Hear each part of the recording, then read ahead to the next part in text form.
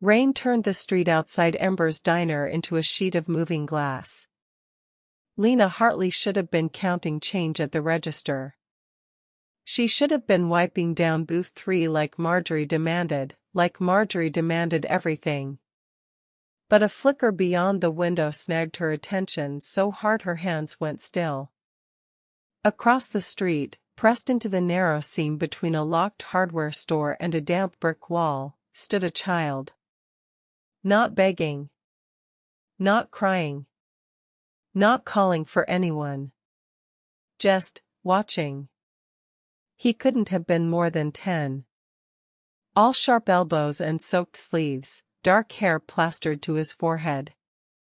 The street lamp above him cast a weak gold halo that should have warmed him, but it only made his thinness look worse, like the light was outlining what hunger had already stolen.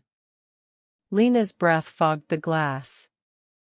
The boy's gaze lifted, slow and deliberate, and found her as if he'd known exactly where she would be. Their eyes met across the empty road, her in the bright, greasy warmth of the diner, him in the rain like he belonged to it. For one suspended heartbeat, neither moved. Then the boy flinched, not like a startled kid, but like someone who'd been caught committing a crime. He slid back into the shadows so smoothly it was as if the darkness had opened to take him. "Lena, refill?" a voice called from the rear booths. "Coming," she answered automatically, but her body didn't turn right away. She kept staring at the spot where the boy had been, half expecting him to be gone. He wasn't. When she glanced again, he'd shifted closer, now at the mouth of the alley beside Ember's, rainwater streaming off the brim of a hood that looked 2 sizes too big. He stood with his back to the wall like he'd learned the hard way what happens when you don't. A chair scraped behind her. Marjorie's reflection appeared in the window first, tight mouth, eyes that measured everything in dollars and disappointments. "If you're planning on daydreaming, do it after the tables are clean," she snapped. "These people don't tip for staring contests." "Yes, ma'am." Lena forced her hands to move, forced the towel to slide across the counter. But her attention kept drifting back to the window like a compass needle. The boy didn't step into the light. He didn't come to the door. He just watched the plates being carried past the glass. The bell above the entrance jingled, sharp and cheerful in the middle of all that rain. An older man hurried inside, shaking water off his jacket like a dog.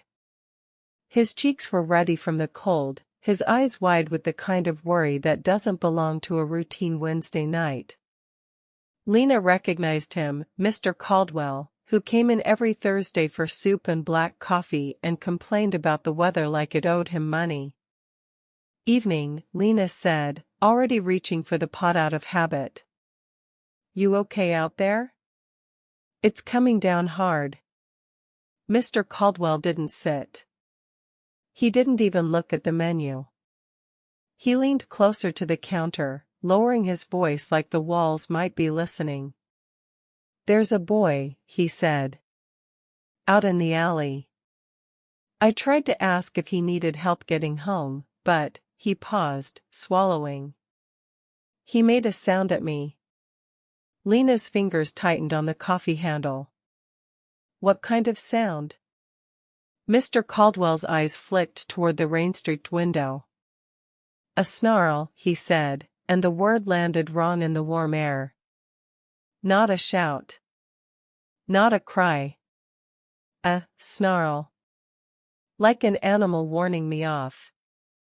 Behind him, thunder rolled, deep enough to rattle the glass. Lena turned her head just in time to catch the boy retreating deeper into the alley's shadow, as if he could dissolve into it. For a second, the street lamp caught his face, pale, intent, too watchful for a child. And then he was gone again, swallowed by darkness and rain. Lena stood there with the coffee pot hovering midair, her heartbeat louder than the diner's chatter. Because she knew what hunger looked like. she'd lived with it. Not always in an empty stomach way. Sometimes in a missing something you see ain't name way. Sometimes in this way, you learn to smile while you're quietly calculating what you can afford to lose. And standing out there in the rain, watching other people eat like he was trying to memorize warmth. That kind of hunger didn't show up by accident. It came from life. A history. A place people didn't talk about. And whether Marjorie liked it or not, Ember's Diner was the one place Lena couldn't ignore a hungry child, because once upon a time, this diner had been her family's safety net, right before it became her cage. Subscribe now so you're here for every turn this story takes. That was how Lena's story had started, too, long before the rain, long before the alley, and long before she ever learned there were creatures in the world who could hide teeth behind a human face. Back then, Ember's Diner hadn't been a place people hurried through with their collars up and their eyes down. It had been a home with booths. Her father, Thomas Hartley, used to flip pancakes like he was performing a magic trick, wrist flick, spatula spin, grin wide enough to make the whole room feel warmer. Her mother, June, knew everyone's order before they sat down. Not because she eavesdropped. Because she cared. People told her things they didn't tell anyone else, and she held those secrets the way she held coffee mugs, steady, careful, like breaking them would hurt more than just the porcelain. Lena had grown up in the back rooms, behind the swinging kitchen doors, where the air was always a little greasy and a little sweet. The sound of laughter was normal. The smell of cinnamon was constant. When the world outside got sharp, school bullies, bills, bad news, Ember stayed soft.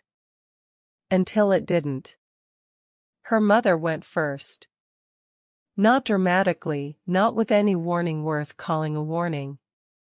Just a quiet sickness that turned into hospital lights and long silences, and the kind of phone call that makes your body go cold before your mind catches up. Lena remembered the night her father came home alone. How he stood at the sink, running water over his hands like he could wash grief off skin. After that, hunger moved in. Not the kind that made your stomach growl, though there were nights, later, when even that happened. The first hunger was emotional. It lived in the way her father stopped humming while he worked. In the way he stared at the diner's open sign like it was a question he couldn't answer. In the way the booths filled up less, as if the whole town felt the loss and didn't know how to sit inside it. Lena was 16 when her father remarried. Marjorie arrived in their lives wearing a smile that didn't touch her eyes and perfume that seemed designed to announce her presence before she spoke. She complimented the diner like she was being generous, told people how lucky Thomas was to have someone organized now, and when she touched Lena's shoulder, her nails always pressed a little too firmly, just enough to remind Lena who had the right to take up space. At first, Lena tried. She really did. She washed dishes without being asked. She kept her grades up. She didn't slam doors. She didn't cry where anyone could see it. But Marjorie didn't want a family. She wanted ownership. It started with little things. The diner's books moved from Thomas's desk to Marjorie's.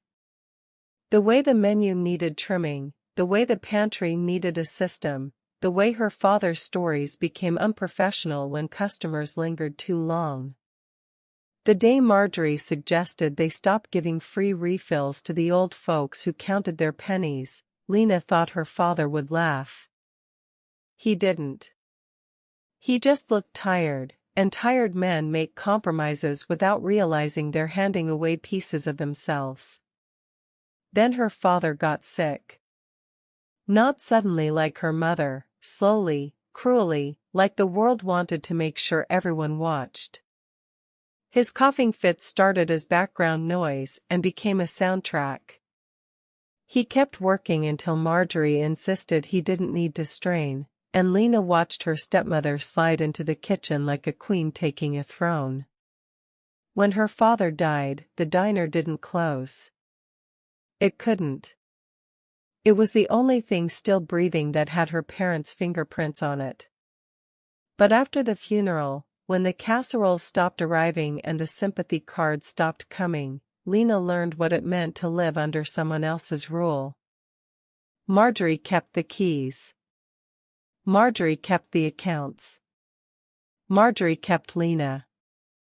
"You're lucky I'm letting you stay," she'd say whenever Lena pushed back, as if basic shelter was a gift. "You don't have anyone else." And maybe that was the worst part, that the statement was true enough to hurt. So Lena worked. She worked mornings before school, afternoons after, nights until her feet throbbed and the smell of fryer oil lived in her hair. She smiled at customers who didn't know her parents were dead because grief doesn't make rent cheaper.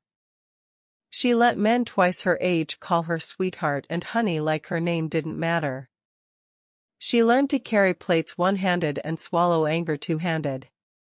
She took every tip Marjorie didn't intercept and hid it like contraband. A coffee tin under a loose floorboard in her bedroom. Crumpled ones and fives. The occasional 10, folded tight. A secret future she could hold in her palms. College wasn't a dream the way it was for other girls.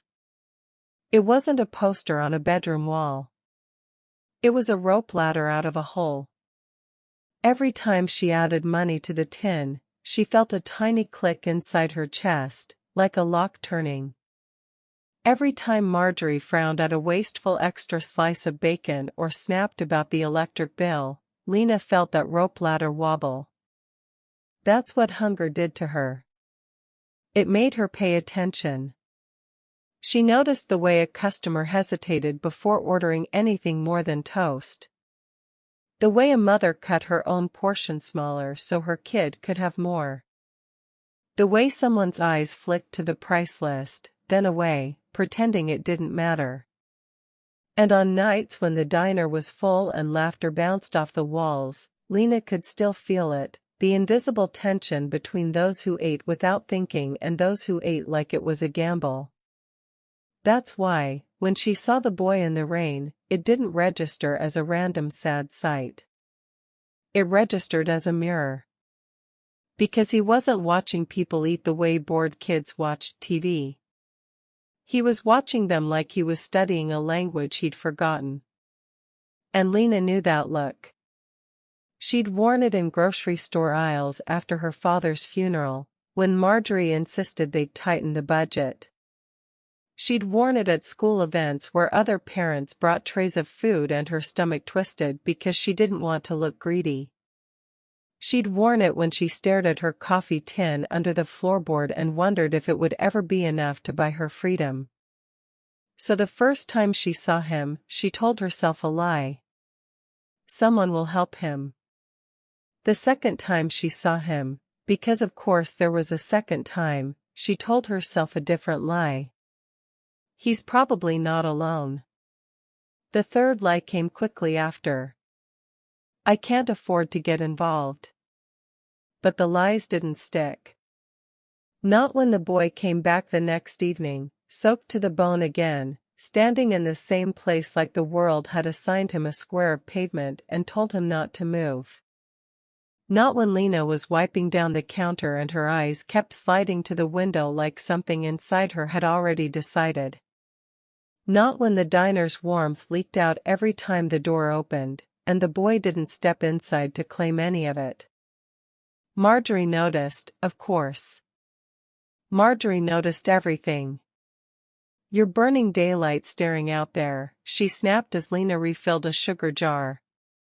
If you have energy to waste, you can scrub the grout by the bathrooms. Lena kept her face blank. Blank was safer. Blank didn't invite questions. Blank didn't give Marjorie a target. "Yes, ma'am," she said, and carried a tray of dirty dishes toward the kitchen. But as she passed the window, she glanced out again. The boy had moved. He wasn't across the street anymore. He was closer, at the alley beside Embers, half hidden behind the corner, hood up now like he'd learned the rain wasn't going to stop for him. He stared into the diner, his gaze drifting from the plates to the people to the steam rising off mugs of cocoa. His shoulders were tense, ready to bolt. And in that instant, Lena felt it, something that wasn't just pity. A prickling awareness. A wrongness in the air, the way thunderstorms made the world feel electrically alive before lightning showed itself. The boy's eyes weren't just hungry. They were sharp. Too sharp for a child who'd been sleeping in the cold. Too aware, like he was listening for something Lena couldn't hear. As if the alley behind her diner wasn't only shelter. As if it was hiding place. Or a trap. The bell above the door jingled again, bright and careless. A family walked in, dripping in rain, laughing about the weather. The sound filled the room, normal and loud and warm.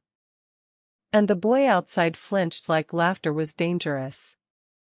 Then, as if he'd sensed her looking, he turned his head slightly. And stared straight at Lena through the glass. No wave. No pleading expression. No childlike desperation. Just a steady, watchful gaze that made Lena's skin tighten. Like he was deciding whether she was safe. Like he was deciding whether he could risk coming closer. And Lena, without meaning to, took one step toward the door. Not because she was brave. Because hunger recognized hunger. Because she'd spent too long learning how it felt to be invisible.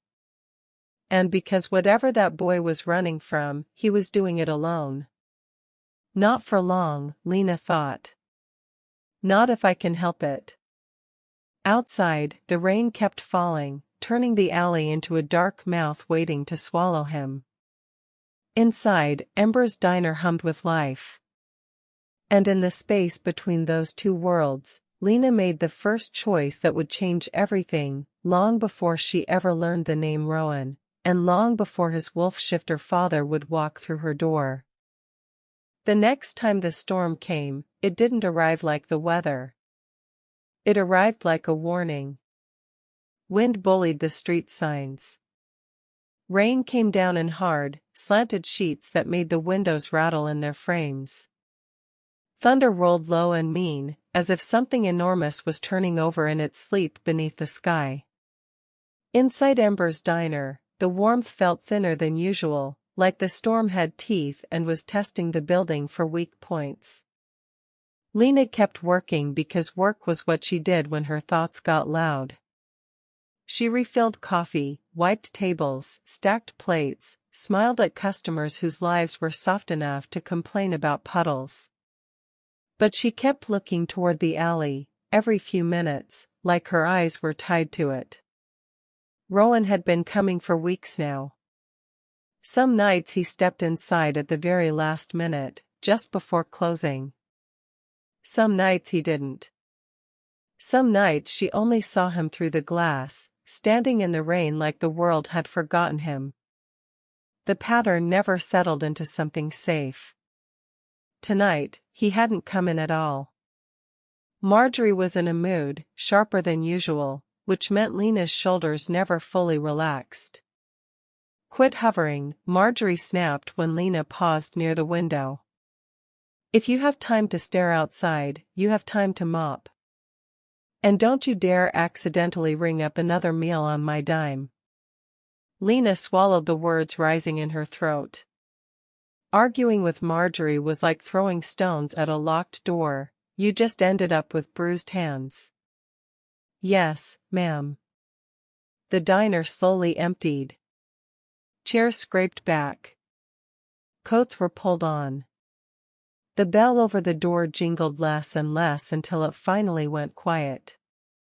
By the time the clock above the pass-through neared closing, the world outside was nothing but rain and warped lamplight. "Take the trash out," Marjorie ordered, not looking up from the register. "And make it quick.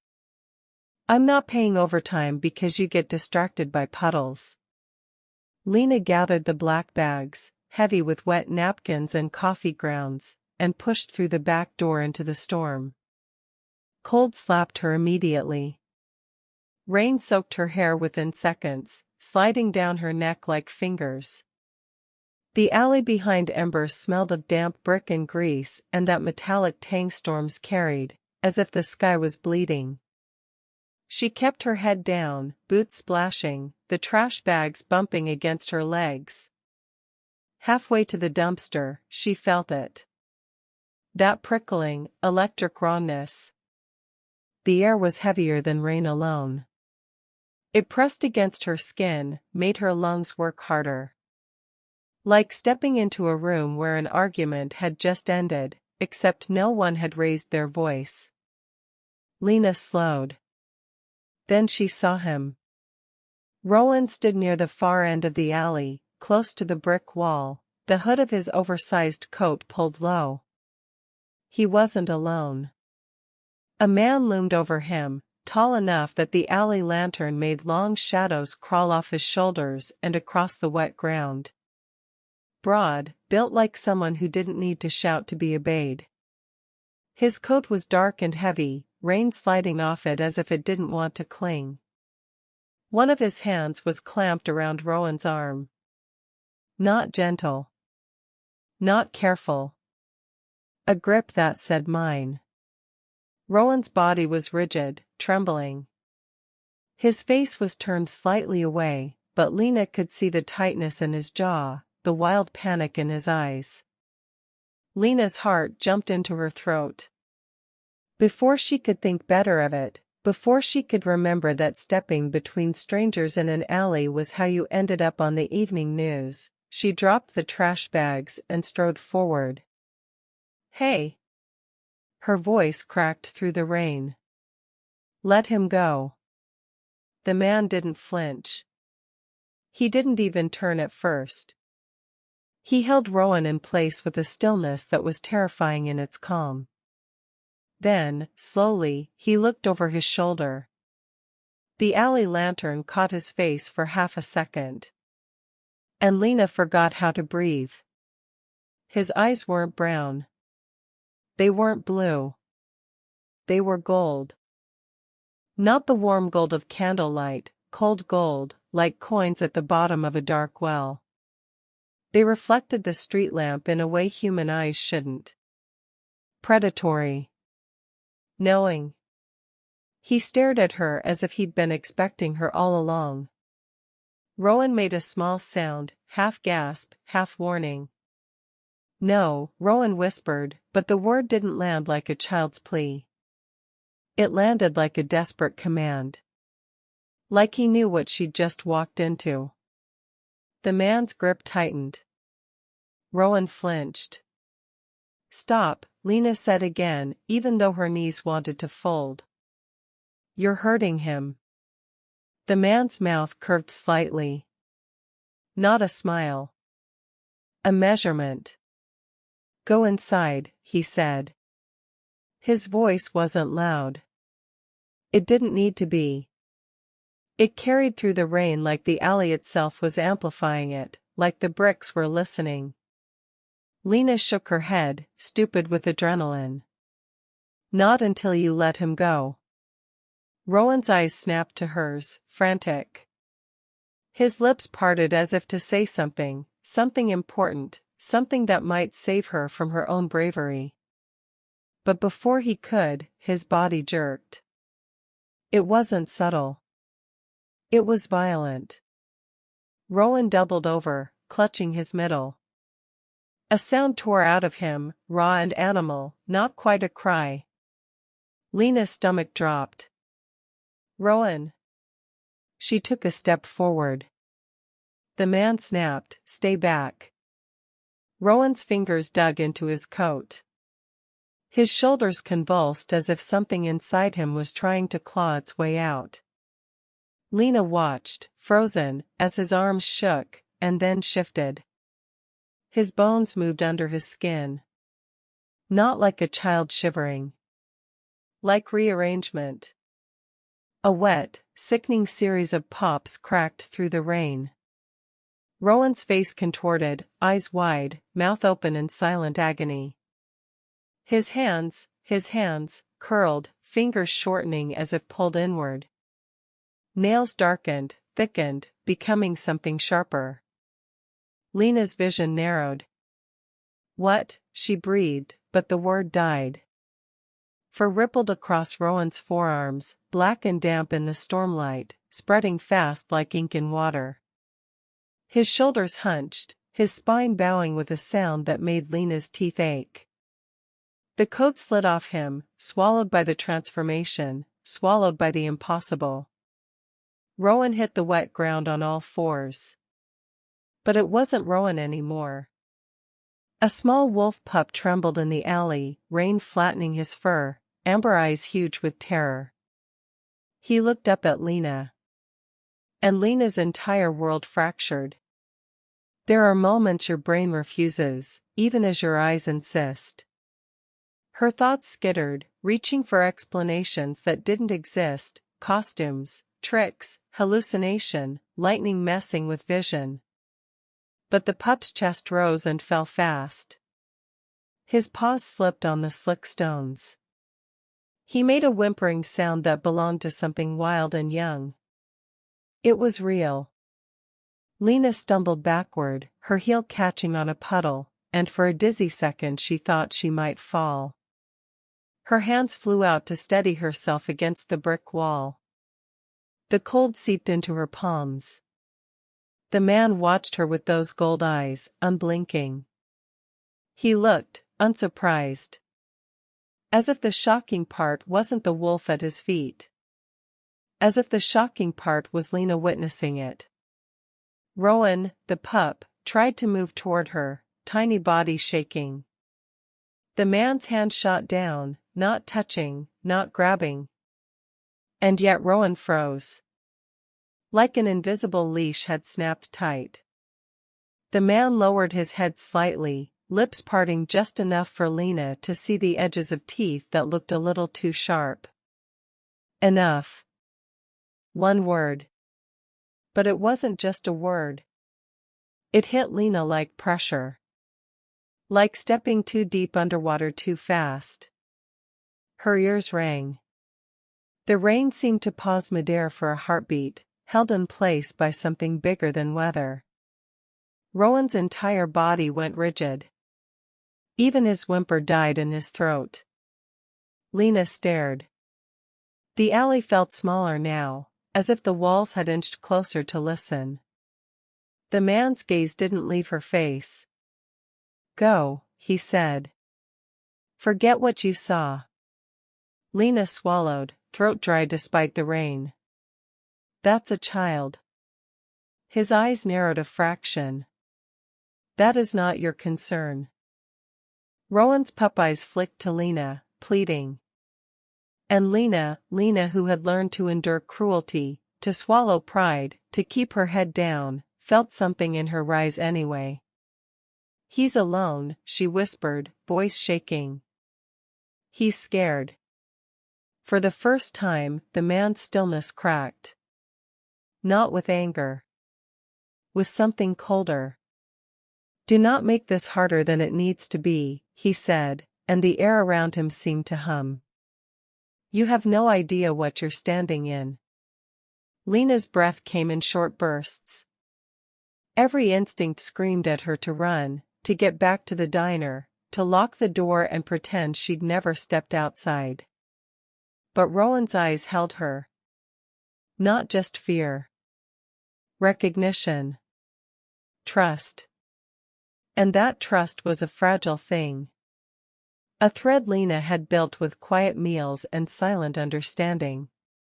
She couldn't cut it. Not cleanly. Not without it cutting her back. The man's voice dropped, a growl threaded beneath the words. Inside. The command wasn't a suggestion. Lena felt it in her bones. Her knees went weak, not from fear alone, though there was plenty of that, but from the weight of something pressing on her like a hand on the back of her neck. She took one step back. Then another. Rowan's pup body trembled, fighting invisible restraint. Lena's eyes burned. Don't hurt him, she said, though she didn't know if the plea was brave or stupid. The man didn't answer. He only watched her retreat, gold eyes pinned to her, until Lena stumbled through the back door and into the diner's stale warmth like she'd escaped a nightmare. Inside, the kitchen lights were too bright. The hum of the refrigerators was too normal. The smell of coffee was suddenly wrong, like her senses couldn't decide which world she belonged to. Her hands shook so badly she nearly dropped the mop bucket. Marjorie appeared as if summoned by disorder. Where have you been? She snapped. Do you have any idea how long it takes to close up with you wandering off? Lena opened her mouth. Closed it. How did you tell someone like Marjorie that a child in the alley had turned into a wolf? Marjorie's gaze sharpened. You're drenched. You look like you've seen a ghost. Lena forced words out through a throat that wanted to lock. There was a kid outside. Marjorie's expression twisted. Not again. Lena flinched. What do you mean, not again? Don't play dumb. Marjorie swept past her, yanking open the register drawer with a loud clack. I've been watching you. The kitchen mistakes. The missing food. The way your tips aren't adding up to what they should. Lena's stomach dropped. Marjorie pulled out the tip jar and dumped it onto the counter. Bills, coins, a few folded tens, everything Lena had earned that night, spilled out like blood. No, Lena whispered, reaching for it instinctively. Marjorie slapped her hand away. Don't you dare. Do you think money grows on those sad eyes of yours? Do you think I run a charity because you want to feed every stray that looks at you? Lena's voice shook. It's my tips. It's my diner, Marjorie hissed. And you are living under my roof. Which means you don't get to decide what gets given away. Lena's chest tightened until it hurt. Not just because of the money, though that was a knife in itself. Because Marjorie had said it out loud. Confirmed what Lena had always known. Marjorie owned the air Lena breathed. She scooped the money into her palm, eyes glinting with satisfaction. That college fantasy you keep nursing? Marjorie leaned in, voice sweet and cruel. It's fragile. One bad month and it's gone. One mistake and... The bell above the front door jingled. Marjorie froze. Lena's head snapped up so fast her neck ached. A gust of rain-chilled air swept in, carrying the scent of wet stone and storm. For a heartbeat, Lena expected to see a family, a late customer, someone normal. Instead, Rowan stepped inside. He was human again. Pale. Shivering. Hair damp and curling against his forehead. The oversized coat hung off him like a shield. His eyes darted across the diner until they found Lena, and something in his face softened, relief, and fear, and the same fierce watchfulness as before. Behind him, filling the doorway like a shadow given shape, came the man from the alley. He shook the rain from his shoulders with a single motion, and the diner seemed to shrink around him. The lights didn't look warmer. They looked weaker. Marjorie straightened, putting on her customer smile like armor. We're closed, she began. The man didn't look at her. He walked to the counter and set a stack of crisp bills down with calm precision. Not an apology. Not a request. A statement. "I am Alaric Voss," he said, voice low and even. "The boy's guardian." Guardian. The word was absurd in Lena's mind, because guardians didn't drag children in alleys with gold eyes and power in their throats. Guardians didn't make the air bend. But Rowan stood close to the man's side, shoulders tight, as if tethered. Lena's gaze flicked to Rowan's hands. Human hands. No fur. No claws. Her stomach rolled. Marjorie's eyes widened at the money. "Well," she said quickly, voice smoothing into greed. "If there's been trouble, I'm sure we can." Alaric's gaze finally shifted to Marjorie. Marjorie's words died. It wasn't dramatic. He didn't threaten. He didn't raise his voice. He simply looked at her. And Marjorie, who never backed down from anyone, took a half-step backward without seeming to realize she'd moved. Alaric's attention turned to Lena. Fully. Like the world narrowed until there was only her, the counter between them, and the memory of a wolf pup trembling in rain. "You fed him," Alaric said. It wasn't a question. Lena's mouth went dry. He was hungry. Rowan's shoulders lifted slightly, as if bracing. Marjorie recovered enough to scoff. "She's been stealing from me," she snapped. "Wasting food." Alaric reached into his coat and produced a check. He placed it on the counter and slid it toward Lena with one finger. The number made Lena's vision blur for a second.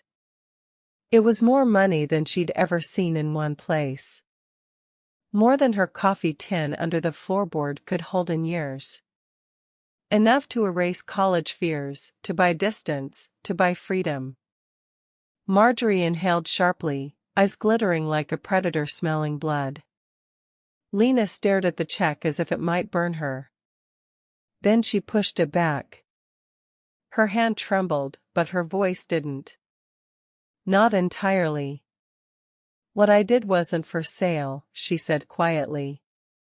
For a heartbeat, the diner went silent in a way that had nothing to do with being closed. Even the storm outside seemed to pause to listen. Alaric's expression didn't change, but something in his gaze shifted. Surprise, maybe. A recalculation. He studied Lena the way he'd studied her in the alley, like he was deciding what she was, what she meant, what kind of trouble she could become. Rowan's eyes stayed locked on her, bright with something dangerously close to hope. Marjorie made a sound of disbelief. "Are you out of your mind?" Alaric raised a hand slightly. Not a gesture of violence. A gesture of finality. Marjorie's mouth snapped shut. Lena's pulse raced.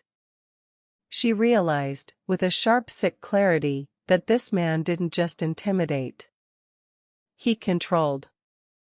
Not with threats. With presence. With something beneath skin and bone. "You should not have seen what you saw," Alaric said to Lena, voice softer now, almost regretful. "Our world does not mingle with yours." Lena's fingers curled against the counter. "Your world," she repeated, tasting the words like iron. Alaric's eyes flicked to Rowan. "He cannot stay here." Rowan's jaw tightened.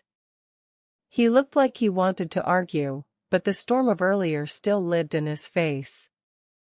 As if he'd already fought and lost. Lena leaned forward a fraction. "Where has he been sleeping?" she asked, and hated how small her voice sounded. Alaric didn't answer that. Which was answer enough.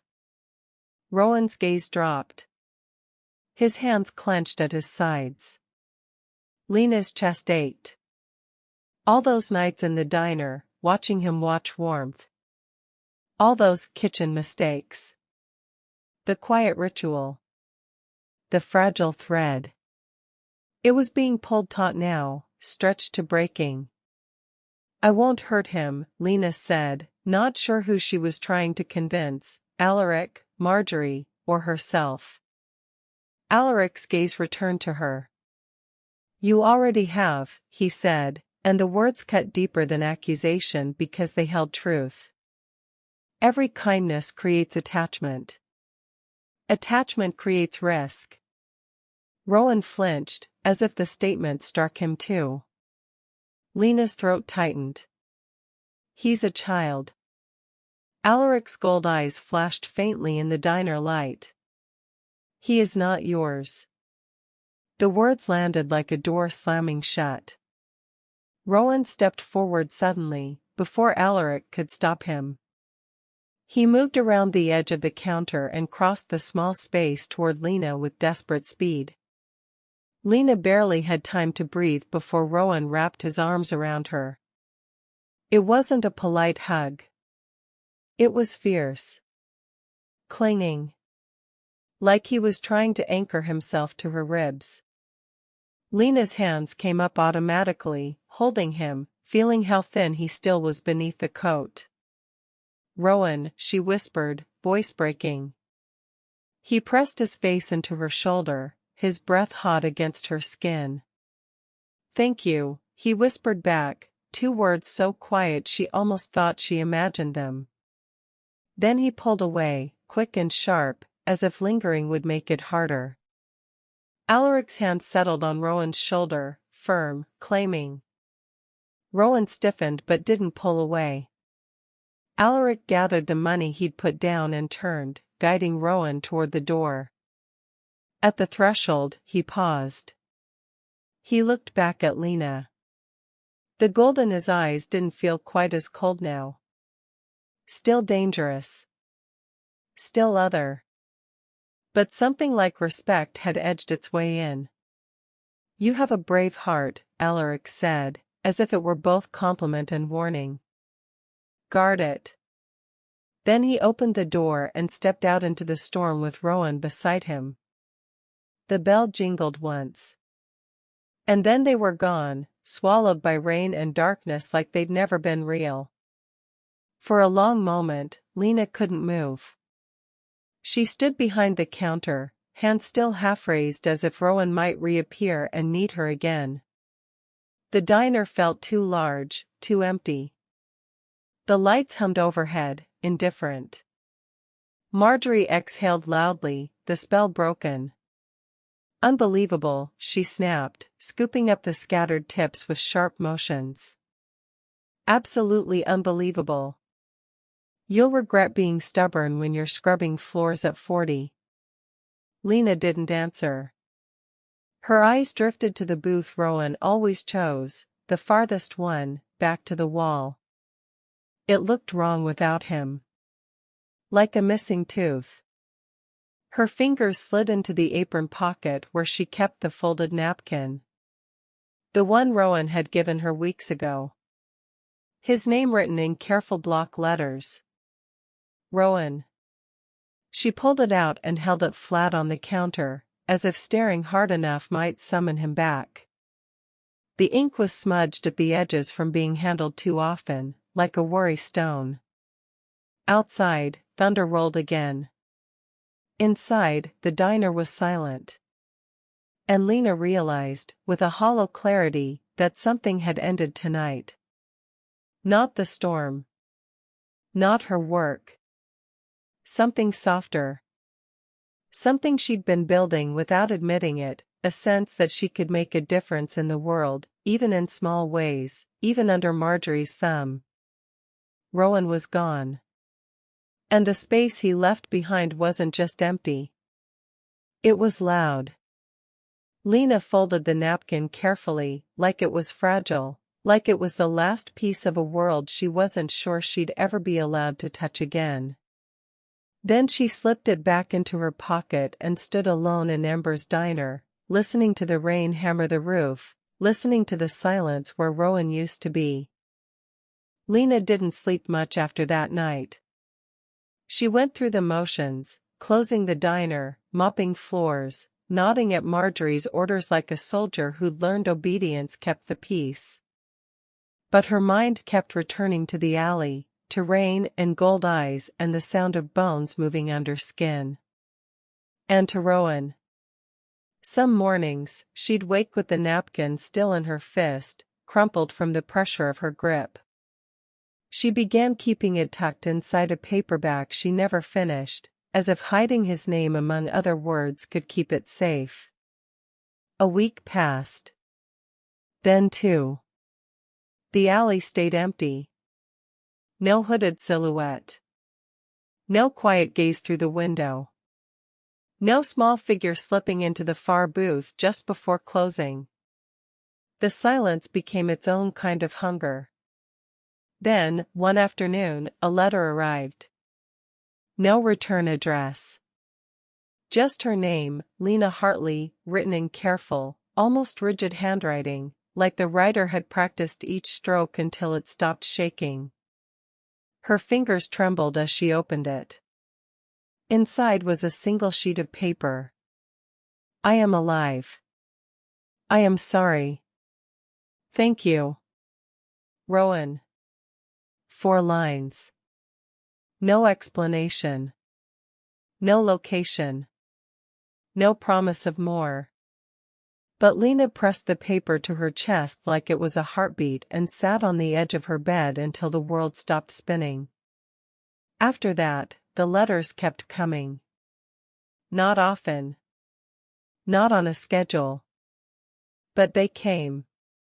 At first, they were short, stripped down to essentials, as if words were expensive. Rowan wrote about training. About rules. About control, a word that appeared so often Lena began to recognize it as fear wearing armor. He never wrote the word wolf. He never wrote the word pack. He wrote around them, careful and quiet, like naming the truth might summon consequences. But sometimes, between the lines, she could feel the weight of a world he wasn't allowed to share. He wrote, "They make me run until my lungs burn."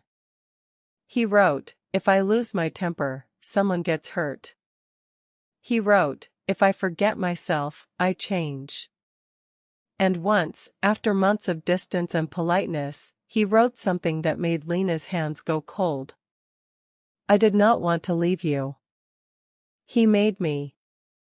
Lena didn't know what to do with that sentence at first. It lived in her like a splinter.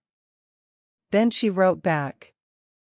She bought a cheap notebook and tore out the pages so she wouldn't have to risk Marjorie finding it. She wrote in the storage room between shifts, hiding her words under receipts. She told Rowan about the diner. About Marjorie. About how every day felt like balancing on the edge of a knife and pretending it wasn't sharp. She didn't mention the wolf pup at first. She didn't mention the gold-eyed man. If Rowan wasn't allowed to say the truth, Lena wouldn't force him into it. Instead, she wrote what she knew. I saw you. I remember you. You are not alone, even if you feel like it. The next letter came faster than usual. The handwriting was still careful, but the words spilled out like he'd been holding his breath. I think about the diner when I can't sleep. I remember the warmth. I remember how you looked at me like I was still human. That line punched something open inside Lena. The letters became a bridge. Years passed on paper. Lena scraped together enough hidden money to enroll in community college first, 2 classes, then 3, timing her schedule around shifts Marjorie couldn't refuse to cover without losing business. She studied late at night with coffee and stubbornness, keeping her future folded small so Marjorie couldn't crush it. Rowan's letters grew longer. He began to sound older. The boy who'd once watched people eat learned to write like someone carrying responsibility too heavy for his bones. He spoke of duty in a way that made Lena's skin prickle. He spoke of bloodlines once, and then never again. And always, threaded beneath everything, was restraint. Like he was holding himself back even on the page. Lena tried to build a normal life, because that's what people told you to do when your world cracked and you needed to keep walking anyway. She dated. She let herself imagine a future that wasn't measured in tips and silence. When Caleb proposed, it happened in a way that looked romantic from the outside, ring gleaming, restaurant candles, friends cheering. Lena said yes because she wanted to believe she could choose something safe. Something human. Something that wouldn't disappear into an alley. She didn't tell Rowan at first. Not because she was hiding it, but because the idea of putting those words on paper felt like breaking a promise she'd never made out loud. When she finally did, she wrote carefully. Someone asked me to marry him. I said yes. I don't know what that means for me yet. Rowan's next letter arrived 3 weeks later. The handwriting was tighter, darker. Congratulations. You deserve safety. I am glad for you. But at the bottom, after his name, there was one extra line, as if it escaped before he could stop it. I wish the world had let me be the one to give it to you. Lena read that line until the paper softened. And then life did what it always did, proved that safety was often just a story people told themselves. 2 months before the wedding, Lena came home early from a shift with a migraine and a grocery bag in hand. She found Caleb in the living room. With her stepsister. With Marjorie's laughter drifting from the kitchen like a soundtrack. It wasn't an affair hidden in shadows. It was brazen, bright, cruel. As if they wanted Lena to see it. As if humiliating her was part of the thrill. Caleb tried to explain. Her stepsister cried. Marjorie folded her arms and said, well, honestly, Lena, you can't expect a man to wait forever while you chase silly dreams. Something inside Lena went very still. She took the ring off and set it on the table without a word. Then she walked out. The next letter she wrote Rowan was the messiest thing she'd ever put on paper. Ink smeared where tears hit it. She didn't polish her pain into something pretty. She just told the truth. I'm not marrying him. I won't be anyone's convenient option. I feel stupid for believing in it. Rowan's reply came fast, as if distance meant nothing when his mind was already with her. You are not stupid. You are kind. People take kindness when they don't deserve it. That is their shame, not yours. Then, if I were there, I would. He scratched that out so hard the page tore a little, and wrote instead. I am sorry I am not free. That was the first time Lena understood the full shape of Rowan's cage. And the last time she pretended her feelings were small. 15 years after the alley, Lena was standing in a luxury hotel lobby that smelled like polished stone and expensive perfume, holding a clipboard with a schedule she'd memorized because competence was the only armor she trusted. She'd done it, college, then a steady job, then management. She'd clawed her way into a life that looked clean from the outside. She'd even moved away from Marjorie, though the scars of her voice still lived in Lena's head like an echo. Tonight, she was coordinating a corporate gala. Smiling at strangers in suits. Fixing flower arrangements. Making sure the world stayed smooth. She was good at smooth. Then she felt it. That same pressure in the air. That heavy, charged wrongness that didn't belong to normal rooms. Lena's steps slowed near the hotel bar. A man stood there with his back half turned, shoulders broad beneath a tailored dark coat. He looked carved. Too still. Too controlled. Like the room moved around him instead of through him. He turned his head slightly, as if he'd sensed her without seeing her. And then he said her name. Lena. Her clipboard nearly slipped from her hands. The voice was deeper, steadier, but she knew it instantly. Some sounds imprint on you and never leave. She looked up. And her breath stopped. He wasn't a boy. He wasn't thin. He wasn't hiding. The man watching her now was tall, devastatingly handsome, with dark hair brushed back and eyes that held a glint of something wild beneath the polish. Not gold, not right now. But danger lived in the shape of him. In the way people unconsciously gave him space. In the way the bartender's smile looked nervous. Lena's heart slammed against her ribs.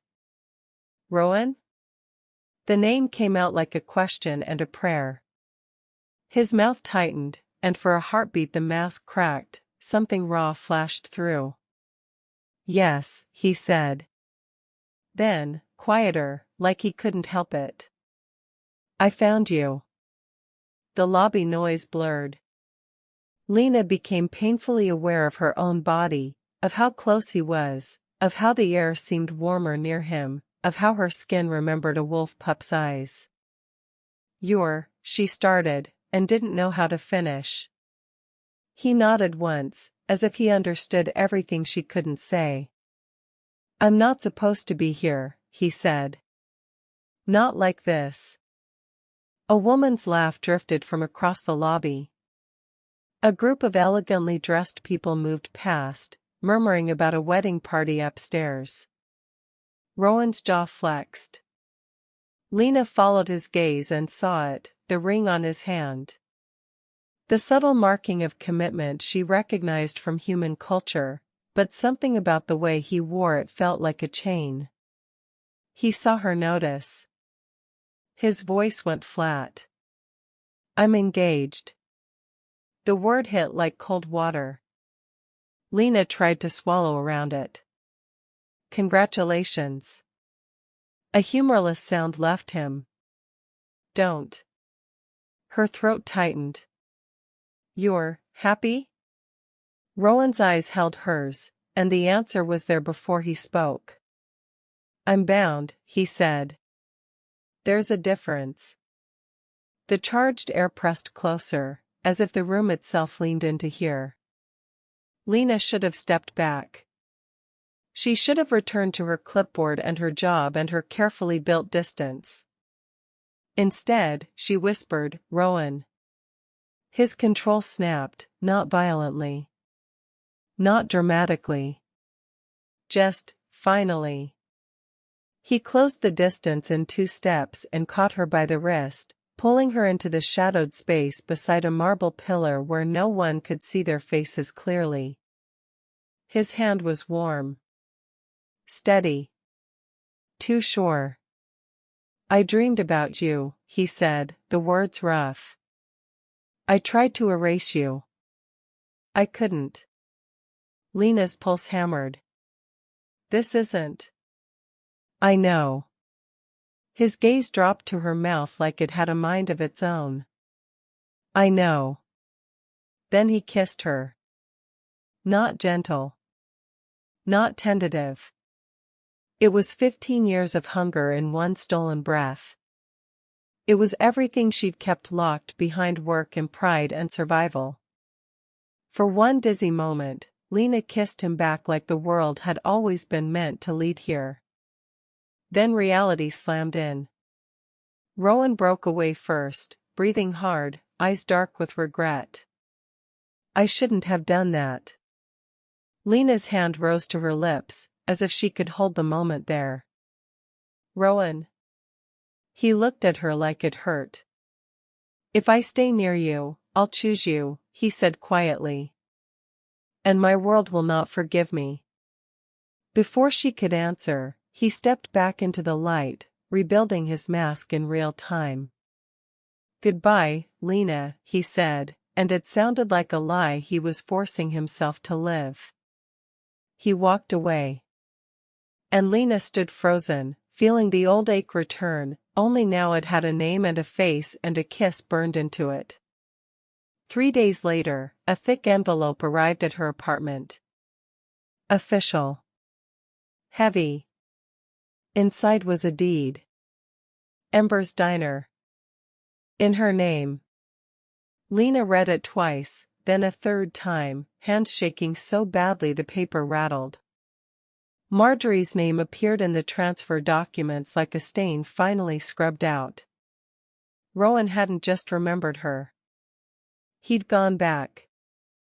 He'd found the place where she'd been trapped. And he'd bought her freedom like it was nothing more than an exhale. Lena sank onto her couch and laughed once, sharp, disbelieving, then covered her mouth as tears spilled over. Kindness, she thought. All that from pancakes and bacon and the refusal to look away. The wedding was held deep in the forest. Not the kind of outdoor venue humans chose for pretty photographs. This was older. Wilder. Lanterns hung from ancient branches. Torches burned with steady flames that didn't flicker in the wind. People stood too still, watched too closely, breathed too evenly, like predators politely pretending to be guests. Lena wore a simple dress and the silver wolf pendant Rowan had sent years ago, tucked beneath her collarbone like a secret. She stayed near the back, heart in her throat, fingers clenched around the pendant until it warmed. Rowan stood at the front on a raised platform of stone, dressed in dark formal clothing embroidered with patterns that looked like claw marks turned elegant. Men and women flanked him, powerful, controlled, all wearing expressions like carved masks. His eyes scanned the crowd once. When they found Lena, something in him wavered. The officiant spoke. Words that sounded like vows, but felt like contracts. Blood. Duty. Strength. Legacy. Rowan's hands were fists at his sides. When it was time for him to speak, he opened his mouth. And nothing came out. A murmur rippled through the gathering, subtle as wind through leaves. Rowan's gaze locked on Lena. He looked like the boy in the alley again for half a heartbeat, trapped, terrified, trying to obey a force bigger than himself. Lena didn't plan to move. Her feet just did. She stepped forward into the aisle of watching eyes and predator silence. Rowan's breath hitched. And Lena heard herself say it, clear, soft, but loud enough to slice through the entire forest. Don't.